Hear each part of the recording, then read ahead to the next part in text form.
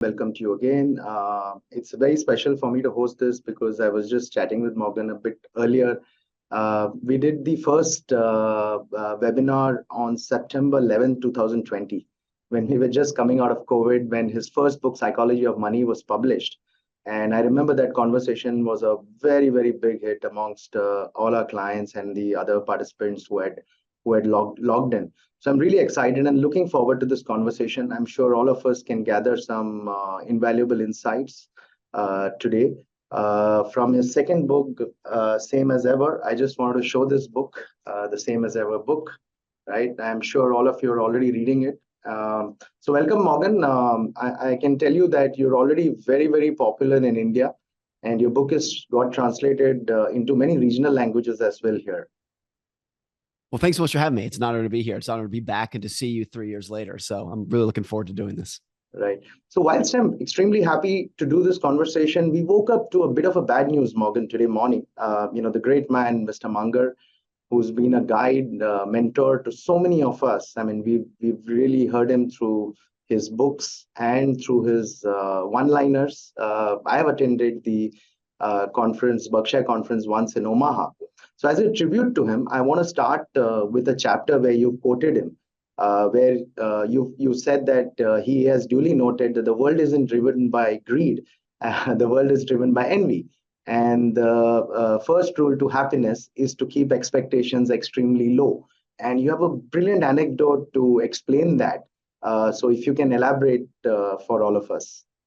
Yeah, I mean, it's always the case that no matter where you are or how old you are or where you live, there's no such thing as an objective level of wealth. Everything is just relative to other people.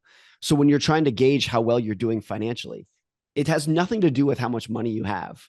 It's just how much money do I have relative to that person, relative to your peers or your coworkers or your siblings, whoever it may be. And because of that, you have people who are in these like very different situations. Some people have very little money, but feel rich because they're comparing themselves to people who have even less. And then there's also people who have tons of money. There are billionaires who don't feel that wealthy because they're comparing themselves to decabillionaires. So that it's a really important thing when dealing with money to understand that everything is relative to your expectations. And there's no exceptions to that. And I think what has happened throughout a lot of the world over the last 80 years or so, particularly in the Western world, is that we've gotten richer. Our incomes have gone up. Our net worths have gone up, but our expectations have gone up by even more. So we don't feel like we're better off, even if statistically, if you look at the numbers in the United States, our incomes adjusted for inflation are about double what they were 80 years ago. Like pretty good. Like you doubled it during, 2 generations. That's not a bad level of growth, but we don't feel better off at all. In fact, there's a lot of evidence that we were actually felt richer back then because our expectations were lower back then. A lot of that was, back in the 1950s, we had just come off the Great Depression and World War II. So relative to the hell of that, any kind of prosperity in the 50s felt great because our expectations were lower. It's also, I think it's way more difficult today than it's ever been because of social media. Because now when you're comparing yourself to other people, it's not your coworkers and your neighbors like it used to be. Now you compare yourself to a curated highlight reel of a bunch of strangers who are just giving you this kind of fake view of their life and where everybody looks richer, happier, prettier than you on social media. And so because of that, even if you are doing very well financially in your career and whatnot, it has a tendency to, it's more powerful than ever to feel like you're falling behind. I think you're actually seeing that in the data, at least in the United States this year. It's really interesting. Statistically, the economy is doing very well. But if you look at people's moods, consumer confidence, it's awful. People feel terrible about the economy. And there could be a lot of explanations for that. But I think at least one of them is like we live in a world now where no matter what is actually going on statistically, it's very easy to feel like you are falling behind relative to everybody else. So to me, the biggest part from the book is like, no matter how well you're doing financially, you need to put just as much emphasis into managing your expectations. And if you don't, it's never going to feel like you're doing well. So if you actually want to be happy with your money, that's not only part of the equation, it is as important to your financial well-being to manage your expectations than it is to actually improve your circumstances. Right. And what a better example than Munger. I mean, somebody in his mid-30s went broke, was divorced, lost his son, and went on to become one of the greatest investors, as well as one of the people who taught us so many lessons. So I'm going to start from the last chapter. Wounds heal, scars last.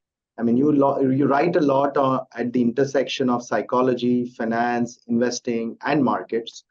Uh, this is a chapter where you talk about how certain events just change the way people think about money. I mean, for example, somebody born in the 50s will think very differently to, let's say, somebody who's born in the 90s. And obviously, the COVID-19 incidents would have again changed the way people think about money. So if you can just elaborate on it, because I found this chapter very fascinating, and a lot written in this chapter is also connected to your earlier book Yeah. on psychology of money, on how people think about investing. Yeah. So, I mean, everybody, myself, you, everyone in the world is a mirror of the experiences that they've had in their life. We all want to think that we are thinking independently and like looking at the broad world and trying to figure out how it works. And to some extent, we can, but everyone is just a product of the experiences that they've had. And the majority of those experiences, particularly the big ones, are not in your control. It's where and when and to whom you were born that shape like the majority of your worldview. So let's not pretend that I think about the world in the same way that my grandparents would, or that if I were born in China or Africa or Japan, that I would think the same thing about the world as I do today, as somebody who was born and grew up in the United States. Everyone's a product of those experiences. And then there are the traumatic experiences that we might experience, whether it is the Great Depression or a global war or a pandemic that we all experience very differently. COVID is really interesting because it's one of the only major global events that people experienced very, very differently. So in 2020, if you owned a restaurant or a laundromat, it was worse than the Great Depression for you in 2020. Business went to zero. But if you worked in tech, if you worked at Google or Microsoft or Apple, it was probably the best year you've ever had. You made more money and had more job security in 2020 than you've ever had. Because of that, the totally different experiences that people have had over the last 3 years puts us in a situation where half the world does not understand the viewpoints of the other half. And you have half the world who's saying, like, what are you worried about? Like, everything's been great. Stock market's done well. We've made a lot of money. And then another half who just says it's worse than the Great Depression. And the experience of that will stick with people forever, for the rest of their lives. Just as the people who grew up during the Great Depression, that stuck with them for the rest of their lives. So I think when like a big part of this that's really important, maybe this is the most important part from Same as Ever. Whenever you see somebody with money who is making a decision that you disagree with, they invest in a way that you don't agree with, they're saving or spending their money in a way that you think is wrong, the huge majority of the time, you don't actually disagree with that person. What's happening is that person has different goals, different time horizons, different social aspirations, different risk tolerance than you do because they've experienced something that you have not. And so rather than saying, why are you doing the things that you do? A better question is, what have you experienced that makes you believe that? And if I experience that same thing, would I believe the same thing myself? And most of the time, the answer is yes. That, there are people who invest very differently than I do. And rather than criticizing them, I think the important thing is to realize that if I lived their life, I would probably invest that way too. And if they lived my life, they might invest the same way that I do too. So I think it's a very humbling experience to just take a step back and realize that we are all just products of the dumb luck of what we've happened to experience in life. Good morning, Morgan, and so nice to join here. I mean, this book is. I was reading the book. I have not completed it, to be honest. I've completed half of it in one flight. I completed half. I was waiting for the second flight to complete it, and this show came up. So one of the things which is most fascinating. I was always going crazy about the stock market. We are in 24/7. We're in stock market, and this is the most at one level. It is most irrational place in the sense that it's the biggest game in town, and yet it's biggest. I think what do you call craziest things happen here. Maybe because the game is biggest, you find the craziest thing, and yet it cannot be taught in a classroom. Open heart surgery can be taught in a classroom, but you can't teach stock market, and the game is so big. running into trillions now. Single guy can create $1 trillion in one lifetime. So, and yet, so, one of the things you said in page 67, that is just a number from today multiplied by a story about tomorrow. The way. So it's what I'm saying is that this game is big, $100 trillion global GDP, $100 trillion market cap up for the world. In next 10 years or maybe 15 years, we'll go to 200 trillion, and the market cap will also go to 200 trillion or more. So the game is going to become bigger every day, and the irrationality probably will also exponentially grow. So how do you think is that thing which was said in the short run, stock market is voting machine, in the long run, it's a weighing machine. So how will you rationalize this entire phenomenon? I think a lot of it, when you see behavior that looks irrational to you, sometimes it is irrational. It's people truly making poor decisions, of course. But a lot of times what's actually happening is that people who are playing a different game than you are doing what is rational for them, even if it would be irrational for you. So you and I are long-term investors. We're looking at the next 10, 20, 50 years as an investor. But there are lots of short-term traders. And who am I to say they're doing it wrong? They're playing a different game than I am. But since they're playing on the same field, so to speak, the same pitch, it can look wrong to you. So someone who is, selling a stock because it had bad earnings last quarter, that's not the game that I'm playing. But maybe it works for them. But because they're selling, it's going to create short-term action that looks ridiculous to me. So I think if you are an investor who looks around and constantly says, investors are irrational, everyone's making bad decisions, everyone's crazy, I actually don't think that's the right mindset. I think you should say, like, look, most people in the world are doing the best that they can with the information that they have. I think a better way to say it is that people play a ton of different games in the stock market, and you need to go out of your way to define which game you're playing, and then only seek your information and your cues from people who are playing a similar game than you are. The other takeaway from that is when you realize that people are playing different games, and of course it is a very emotional game, regardless of what game you're playing. It's always going to be like that. There's never going to be a world in which the stock market becomes a perfectly rational machine and all of the movements make perfect sense and it's just discounting cash flows. It's never going to be like that. It's always going to be a boom to bust phenomenon for many different reasons. And so I think just coming to terms with it, makes it pretty exciting. I hope to be an investor for the next 50 years. Maybe I'll live to 99 like Munger did. And because of that, I know with certainty that it's going to be over the next 50 years, there will be probably 10 bubbles and busts and recessions and crazy bull markets and bear markets. To me, that's actually really exciting.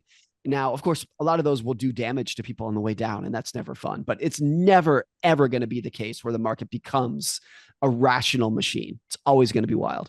Yeah, Morgan, though we are long-term investors, and today is amazing day for somebody to be remembered, Charlie. But even in long run, S&P 500, none of the companies that survive beyond 30, 40 years. If you see the list of top numbers in, say, 91, 92, and today, it looks that today Microsoft, Apple, and Google, they're invincible. They are $2, $3, $4 trillion market cap. Who knows, 10 years henceforth, the list will be different.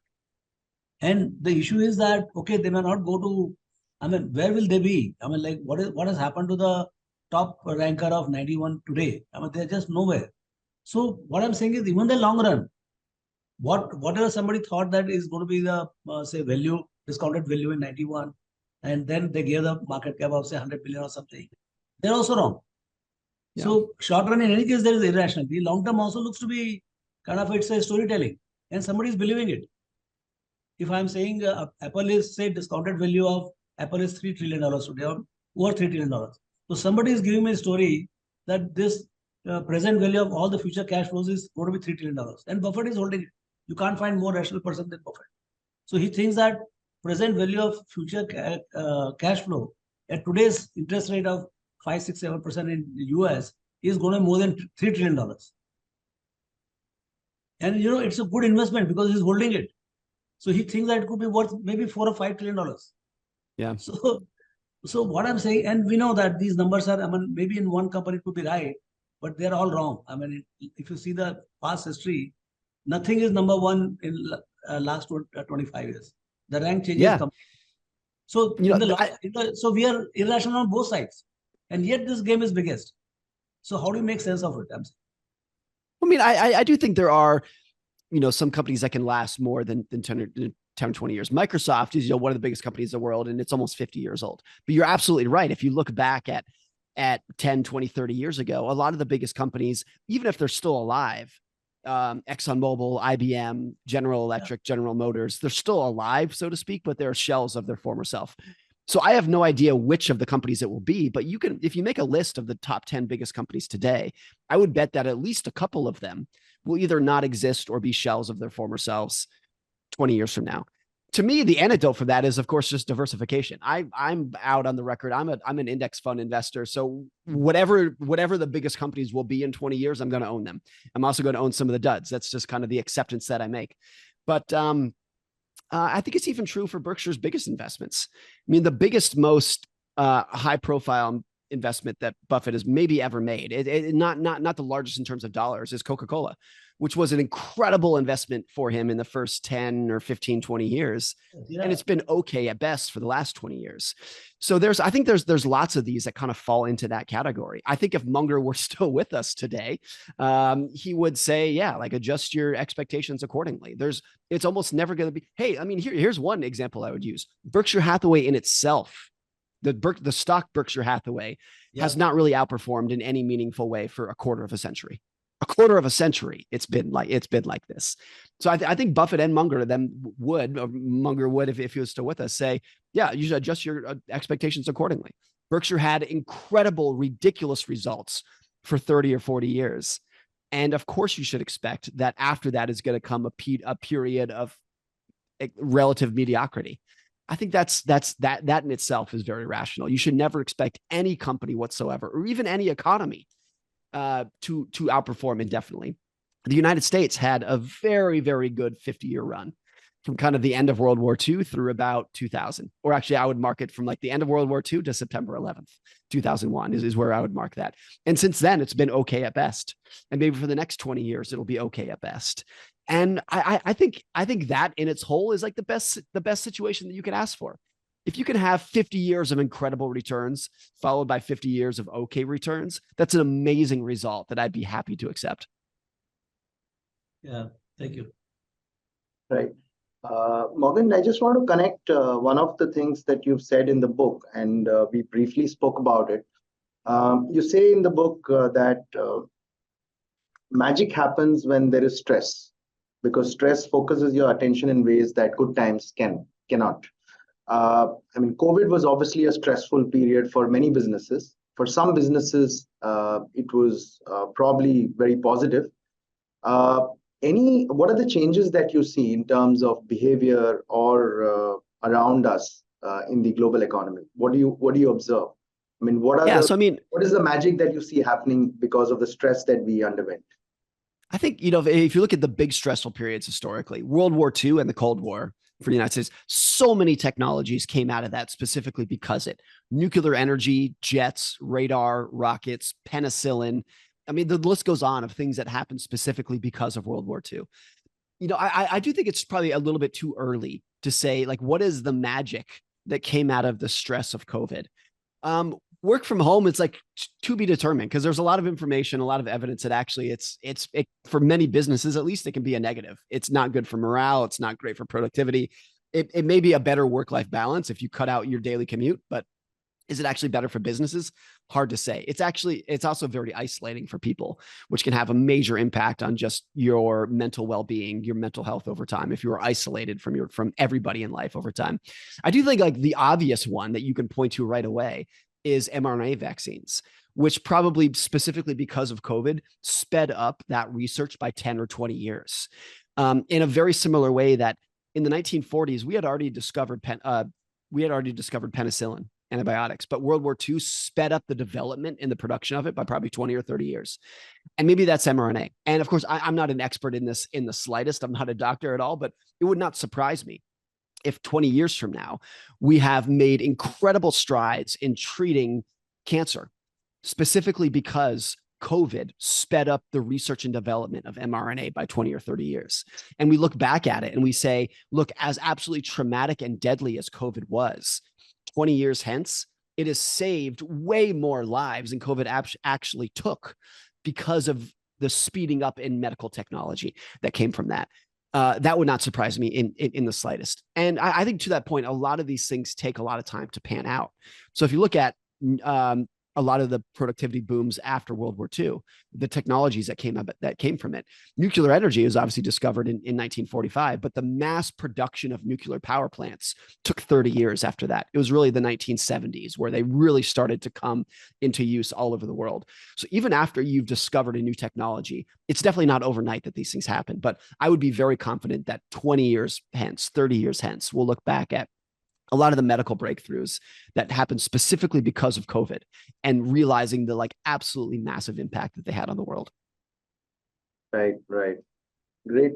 Couple of chapters I thought were very related, and Mr. Agrawal also talks a lot about long-term compounding.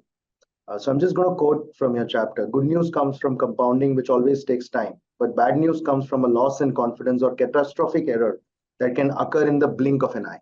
And similarly, they say that reputations take a lifetime to build and can be lost, in a second. This was amazing. The one Ashish saying, that when you grow, it is always compounded at a particular pace, 10, 15, 20, 25. And there's a lot of competition. It's like going against the gravity. The growth is going against the gravity. But when you fall, the same gravitational pull is straight without any obstruction. Yep. Nobody comes to help you. I mean, that was, I knew about the going up, but I never thought about the going down. Yeah, like most bad news in life happens very quickly. Not all of it. There is slow compounding bad news too. And that can be actually some of the most dangerous. But a lot of the big events, whether it is a war or a terrorist attack or a pandemic, happen instantly. And by contrast, the good news is almost always slow compounding.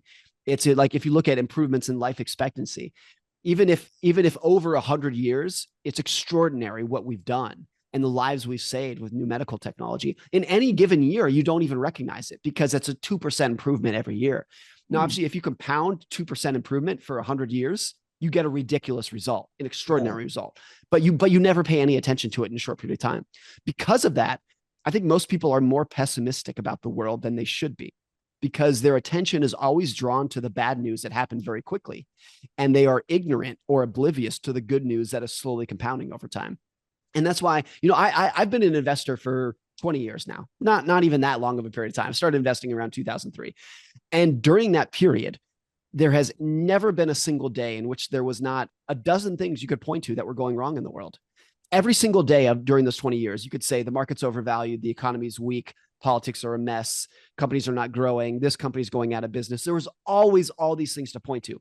And during that period, the market's up 4.5-fold if you include dividends. And I think that's actually a very common path of history all over the world, that in every single day, you can point to 50 things going wrong. But if you look out over 20 years, you're like, wow, I've actually made a ton of progress here. Whether the progress is financial or life expectancy, whatever it might be, because the good news was always shoved in your face and the bad news was slow compounding. The other way around. The bad news was always shoved in your face and the good news was slow compounding. Right.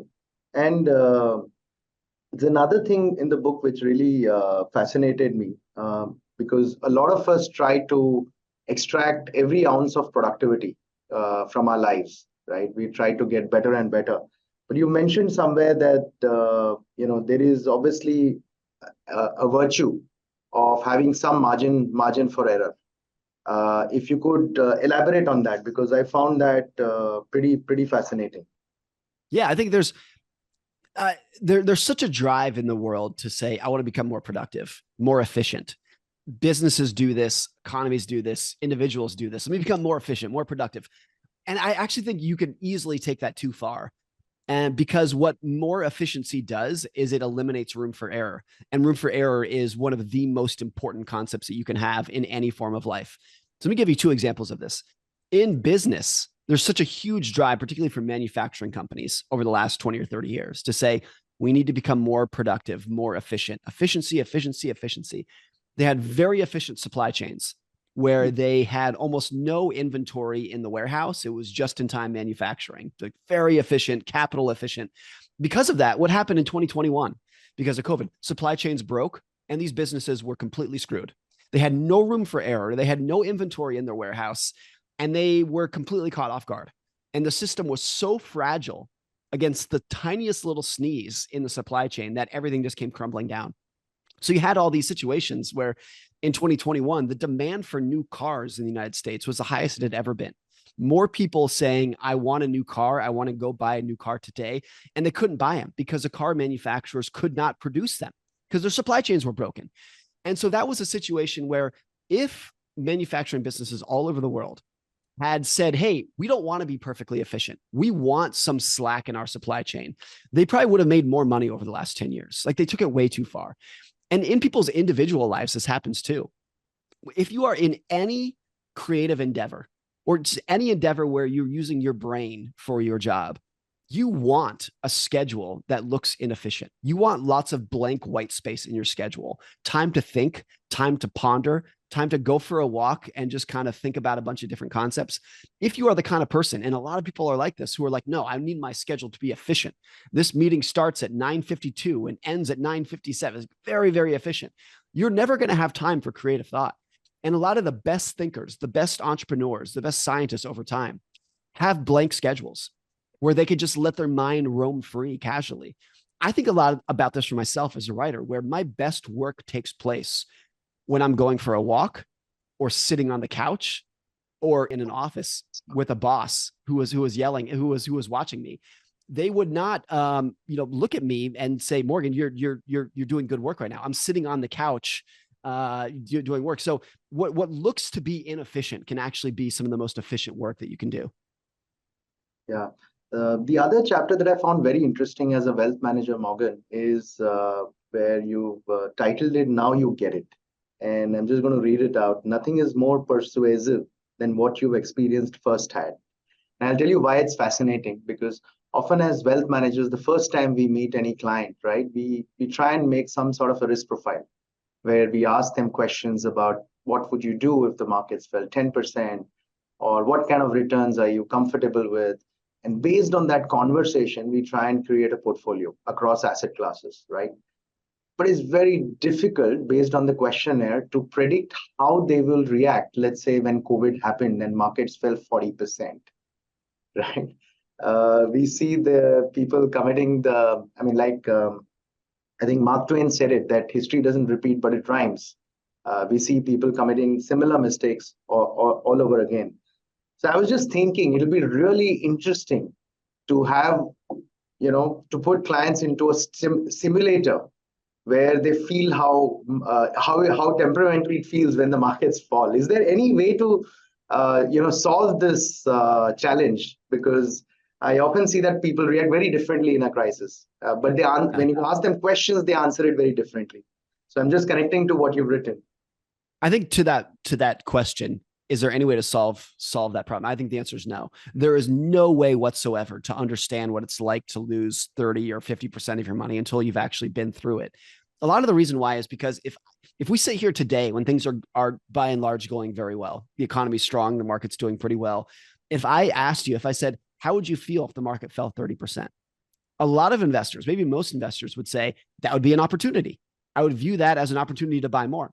But the reason that the market might actually fall 30% is because there's a terrorist attack or a pandemic.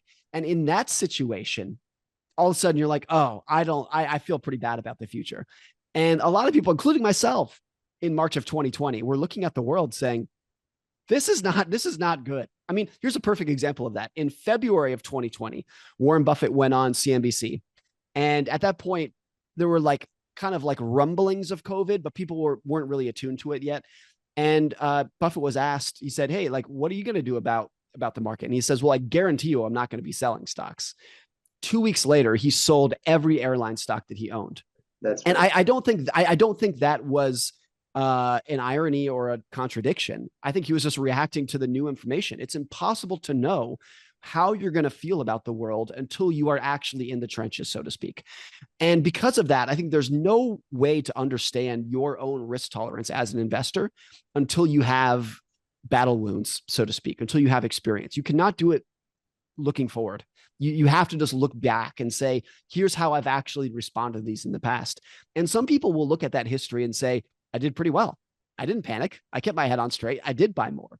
Great. Now you understand your personality. A lot of people, and more people than want to admit this, will look back and say, I didn't do a great job. Either I sold or I definitely didn't buy. That's actually a lot of people in that situation. And here's the thing. I think that's fine. I think that's okay. Just embrace that that's who you are. I think to some extent, I'm at least a smidgen of that. You know, I don't have, I tend to be a worrier, worst case scenario kind of person. And I think that's fine. It would be dangerous if I was in denial about that, but it's actually totally fine if I embrace that that's who I am. And that's why I just dollar cost average come hell or high water, whatever's going on. That's a more sustainable strategy for me than assuming that I can be heroic during a period when there's a pandemic where I'm really concerned about my family's health. So I think just looking at that history and embracing who you are rather than trying to be a hero in these situations is what's most important. Right. I just want to connect this to one of your earlier chapters and the earlier book as well, Psychology of Money, where you write that most investors have a outlook based on the history that they've been through. In fact, the temperament gets shaped by what they have seen around them when they were growing up. However, when there is a crisis, I've seen two people come out of it very differently, with very different outlooks. I mean, for example, the pandemic may have made somebody very averse to equities because the markets fell 40%, whereas somebody else came out of the situation thinking it was an opportunity that they should have utilized, and maybe they're waiting for the next fall.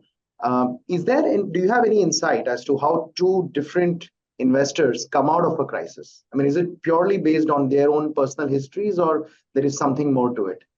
Well, I think it's two things. A lot of it can just be the biology of how they're wired.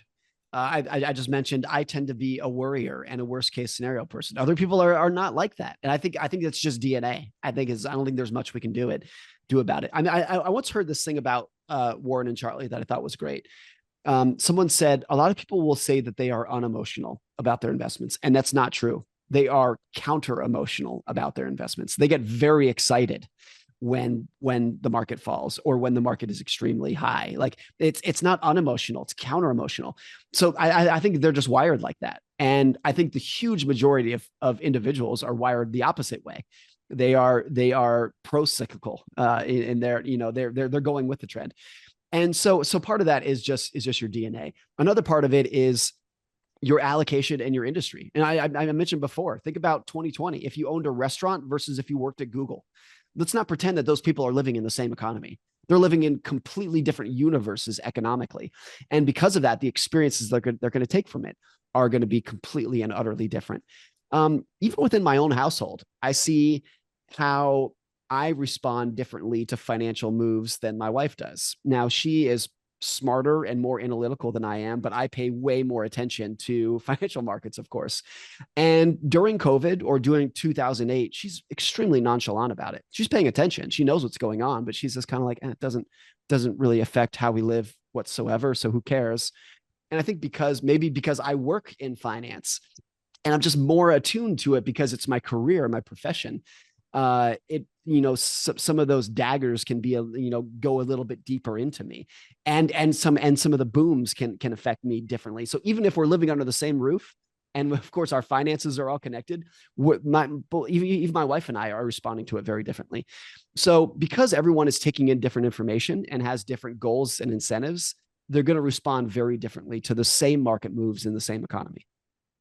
Right. Great. So there are a couple of chapters that I just want to link together, and I think there are a lot of interesting thoughts that you have penned down. The first one is hanging by a thread, and the second one is risk is what you don't see. Now, hanging by a thread basically talks about, the randomness of life, or there are some incidents in life which you cannot explain, and when you see the success of somebody, you try and rationalize the success, but probably there was some incident way back which happened. And I think Steve Jobs also has this speech bringing it all together, Yeah. where he talks about certain isolated incidents and how they come together in life. And the second chapter is risk is what you don't see. Because as experts, we are often asked, after we espouse our views, what are the risks that you see? And we do, talk about risks that we understand. But clearly, it's evident time and time again that the risk that finally shakes up the market is something that you don't see, like COVID or the subprime crisis when it happened, or many of the other earlier crises. So if you could just talk about, these two, chapters. I mean, one is the hanging by a thread. You have an anecdote from your personal life about the skiing incident, and then Yeah. the risk that we don't see and how do we plan for it. Yeah. I mean, there's this well-known saying, I forget who said it, but the saying is, to know where we're going, you have to know where we've been. As in, like, you have to look at the past to understand where we're going. I think that is, like, at best 50% true. But I think what is more true is that if you understand where we've been and how those dots connected in the past, you realize we have absolutely no clue where we're going. So many of the biggest events in history, I outlined some of them in the book, like the entire existence of the United States, relied on this tiny freak fluke of luck that so not only could have, but should have not occurred. It should have gone in the other direction. I think everyone's individual life, whether it's their career or how they met their spouse, falls into something similar. Like, we all spend all day trying to make good decisions about the future, trying to say, if I do X, Y will occur. But if you connect the dots in the past, that was how Steve Jobs phrased it in that speech, you realize, like, there are so many alternative histories that were more likely than the actual history that we have today. And I think the reason I included this as the first chapter of the book is just a plea for humility. Like, let's stop pretending that we know what's going to happen in the future. If you look at how fragile the events of the past were, the major events that shaped history and the major events in your own life, you should have very little confidence and a lot of humility that we know exactly what's going to happen in the future. We don't. There are so many tiny little freak accidents, freak flukes that go on to compound into these massive events. To me, the whole point of the book was, therefore, let's focus all of our attention on the behaviors that we know are never going to change. Like, rather than just being a fatalist and saying nobody knows anything about the future, let's have the humility to accept that we don't know what changes are going to occur in the future, but then the confidence that these behaviors that never change will be part of the future regardless of what happens. The point about risk is what you don't see is very tangential to that. It's this idea that we, particularly in finance, spend all day trying to predict the next big risk. Like, what are the risks in front of us in the global economy and markets? And that's good. That's great. But always, historically, the actual risk that's going to do the most damage is what is left over, what is not on the list after you've done that activity. So think about the biggest risk globally over the last 20 years ago. Well, in the United States, it was September 11th terrorist attacks, Lehman Brothers going bankrupt, and COVID, of course. And the common denominator of all three of those is nobody saw them coming. They were not in any analyst outlook, no economic forecast until basically the moment they arrived. Lehman Brothers a little bit differently. There were people who kind of saw the subprime crash coming, but even like the exact circumstances of it were impossible to predict until it actually occurred. And so I think it's always been like that and always will be like that. You can state so confidently that the biggest economic risk over the next 5 years is something that nobody's talking about today. It's something that I'm not talking about, you're not talking about. You can state that because it's always been like that. There's no period historically in which that's not the case. Because if we are talking about risks that are known, the risks that we are in the newspaper that we can talk about, the fact that we are talking about them makes us prepared for them, even if they are big, real risks. But the risks that are unknown, by definition, you're unprepared for. So when it occurs, you have no preparation for it, either financially or psychologically. And so to me, the practical like anecdote to that was, and always has been for me, that I think the level of savings and liquidity and conservatism that you have in your portfolio should feel like it's a little bit too much. It should make you wince a little bit, because if you are only saving for the risks that you can envision, you're going to be unprepared for the surprise every single time. But if you have what feels like a little bit too much savings and liquidity, then at least you have a fighting chance to put up with the risks that you cannot even envision. Buffett had talked about this many years ago when he kind of put out a job request for his successor. This is, I don't know, 10 or 15 years ago. And he said, we need to hire someone who is attuned to risks that have never occurred before and risks that they cannot even envision. That's the person who does well financially, is a person who is attuned to risks that they cannot even fathom. And it's a rare trait, but I think if you look historically, that's the most important point in dealing with risk over time. Of the corporate history, one of the odd one out is the Berkshire itself. Like among the top 10 companies in US today, it is Berkshire Hathaway, and it has been there for, I think, many years now. I think maybe in last 10, 15 years, that is one name which is stuck there. Rest all, sometime oil company, sometime car company, sometime tech company. But this company is kind of maintaining its position in top 5, 6 of them. And now it is almost like $800 billion company. And Buffett is still strong. So what do you think? I mean, is this model replicable in land like US? Nobody is attempting to do that. What do you think? What is the secret of this model surviving? I think it's less about the model, so to speak, and more about the culture of Berkshire Hathaway, which is much harder to replicate than just saying we're going to do the model. And I think there is also some truth to the fact that most of Berkshire's success and most of Buffett's success took place from the 1950s through the early 1990s. And it's not to say that opportunities don't exist anymore, but that was a very unique period in investing history that was very aligned with the kind of investing philosophies that Buffett had. I mean, he talks about back in the 1950s and 60s where he was buying quality blue chip companies for 2 or 3 times earnings. That doesn't occur anymore.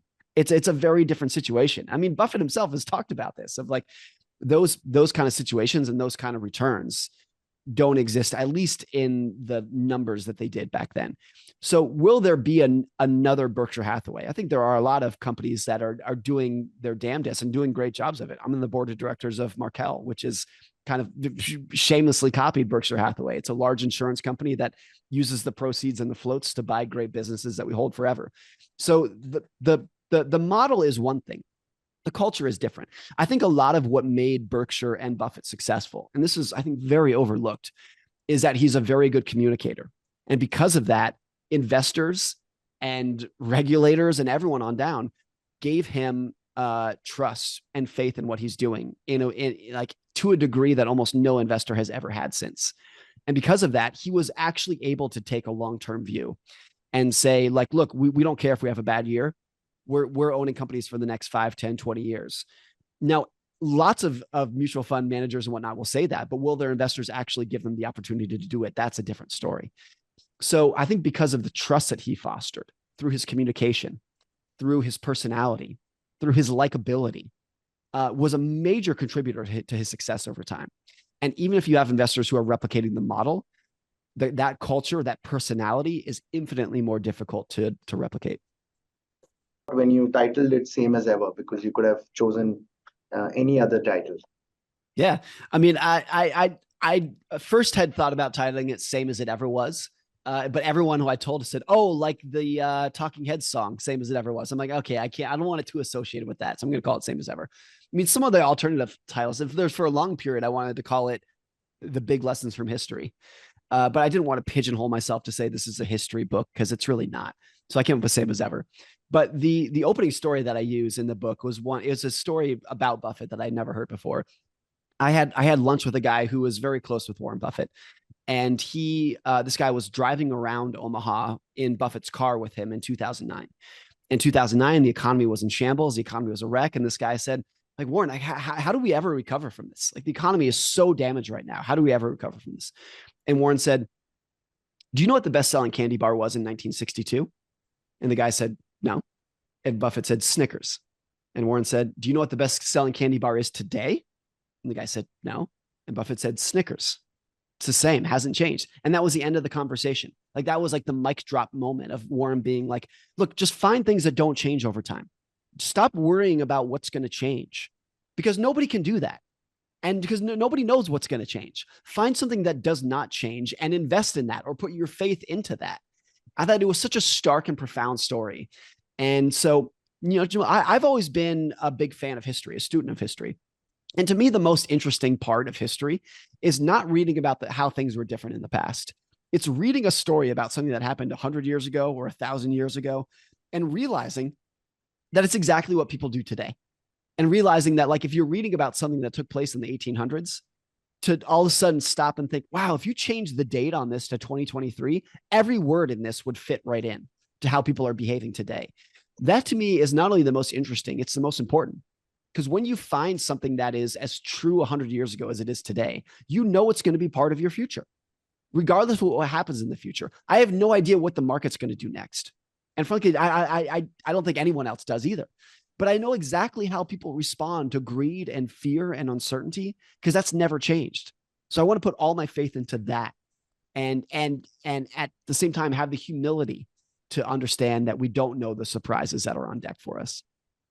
Yeah, that's an amazing note to start taking Q&A. I mean, it's amazing how the tulip boom, the Great Depression, the behavior of the people around it is very similar to some of the recent events that we have witnessed. So there's one question basically this person is asking, you spoke about everyone having their own understanding and definition of money, wealth. You've said personal finance is more personal than finance, which is very true. But that takes away a baseline to compare with. And in absence of a baseline, what kind of framework should an individual have around their own investing journey? And how does one measure the progress? Well, I think this is the internal versus external benchmark. I mean, I've written a lot and talked a lot about the fact that I'm an index fund investor. I just track the index. There are many reasons why I do that. And I always have to say, like, I don't recommend necessarily other people do that. It's just what works for me. One of the reasons that I do that, though, one of the many reasons, is that average returns are perfectly adequate to me. Even if other people are earning higher returns, I have no need to say that I am only successful if I'm doing as well as everybody else. If I can be average, especially for an above average period of time, I achieve every goal that I have for my wife and children and myself by far. And so it's the internal versus the external benchmark. And I think a lot of things in life become much easier, and you are much more prone to be happy and content if you are measuring things internally. So for me, the internal benchmark, financially is like, do I have, and am I providing a great life for my family? That's it. Not am I beating the S&P 500? Not where do I rank against my peers? Are my kids happy and healthy? Is my wife happy and healthy? Do we live in a safe home in a safe neighborhood? If those boxes are checked, that's 99% of the boxes that need to be checked. And I think you can take that idea to so many other things in life, your career, your health, whatnot. Like, once you shift from comparing yourself to others, which is very natural and almost inevitable, towards just looking more in the mirror and being like, actually, like I'm actually doing great, even if other people are doing better. And as Munger passed yesterday, one of his best quotes is, "It is not a tragedy when people are getting richer faster than you. That's not a tragedy. It's always going to be the case. And if you are the kind of person who is going to be racked with envy or even just ambition when you see that, I'm glad those people exist, because the ambition that they have for trying to chase others is where we get more innovation and more technology. But for myself, I'd rather just be content.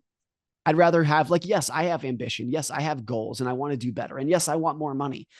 But at the end of the day, like, it's all the internal benchmark. And if you stray away from that, I think you need to admit to yourself that you're never going to be content. You're never going to be happy. Great. There's one question, I think it's related to one of your chapters. Has your investing style changed after COVID? Has it influenced you in any way, or is it same as ever?